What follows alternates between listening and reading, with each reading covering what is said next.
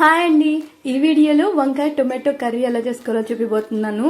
చెప్పడానికి ఎంత ఈజీ అంటే అంత ఈజీ అండి ఈ కర్రీ చేసుకోవడము. 5 నిమిషాల్లో చేసేసుకోవచ్చు అనమాట. పెద్దగా ఇంగ్రీడియంట్స్ కూడా పట్టవు మనకు. రెగ్యులర్ గా ఇంట్లో ఉండే ఇంగ్రీడియంట్స్ తో easy and tasty recipe. Rice తో పాటైనా చపాతీ, పూరి లాంటి వాటిలో కూడా బెస్ట్ కాంబినేషన్ ఇది. దీన్ని ప్రిపేర్ చేసుకోవడానికి ఫస్ట్ ప్యాన్ లోకి ఒక 2 టేబుల్ స్పూన్ల ఆయిల్ తీసుకోండి. ఆయిల్ వేడైన తర్వాత ఒక 1/2 టేబుల్ స్పూన్ అంతా ఆవాల్ని యాడ్ చేసుకోండి. అలాగే ఒక 1/2 టేబుల్ స్పూన్ జీలకర్ర కూడా వేసేసుకుని చక్కగా వీటి రెండింటిని చిట్పట్లాడి రంగు మారేంత వరకు ఫ్రై చేసేసుకోండి.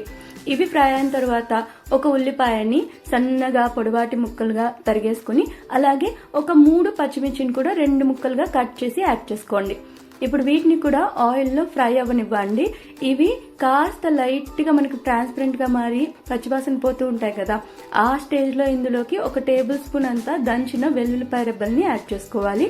ఇందులో మీరు కావాలంటే అల్లం వెల్లుల్లి పేస్ట్ ని కలిపి కూడా యాడ్ చేసుకోవచ్చు, ఒక టేబుల్ స్పూన్ అంతా.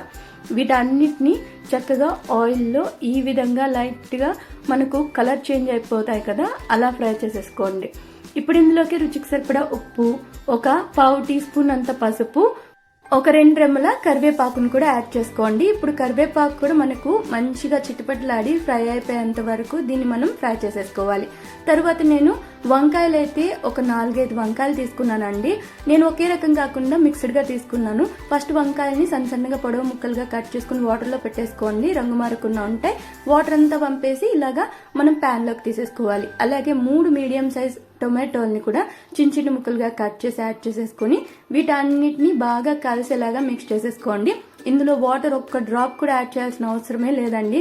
లేత వంకాయలను తీసుకున్నట్టయితే ఇప్పుడు మూత పెట్టి మనం ఉడికిచ్చేసుకుంటే మధ్యలో ఓపెన్ చేసి కలుపుకుంటూ ఉండాలి.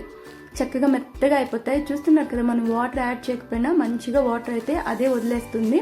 ఇప్పుడు ఇందులోకి ఒక టేబుల్ స్పూన్ అంత కారం పొడి, ఒక టేబుల్ స్పూన్ ధనియాల పొడిని యాడ్ చేసుకోవాలి.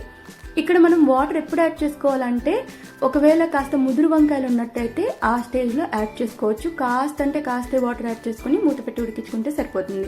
ఇప్పుడు మనం కారము, ధనియాల పొడి కలిపాం కదా, వాటిని మొత్తం కలిసేలాగా మిక్స్ చేసేసి మూత పెట్టి మరొక 4-5 నిమిషాలు అలా ఉడికిచ్చేసుకుంటే సరిపోతుంది.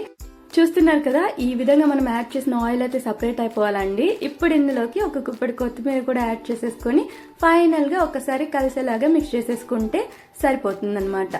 ఎంతో టేస్టీగా వంకాయ టొమాటో కర్రీ అయితే రెడీ అయిపోయింది. జస్ట్ 10 నిమిషాల్లో రెడీ అయిపోతుందండి. చాలా టేస్టీగా ఉంటుంది. నేను ముందుగా చెప్పినట్టు రైస్ లో కానీ పూరి, చపాతీ లాంటి వాటిలో కూడా అదిరిపోతుంది అంతే. ఎంత ఈజీ రెసిపీ కదా. సో దీన్ని మీరు తప్పకుండా ఒక్కసారైనా ట్రై చేయండి. ట్రై చేసి నచ్చినట్టయితే లైక్, షేర్ ఇంకా కామెంట్ చేసేయండి. అలాగే తప్పకుండా ఛానల్ ని సబ్స్క్రైబ్ చేసేసుకోండి.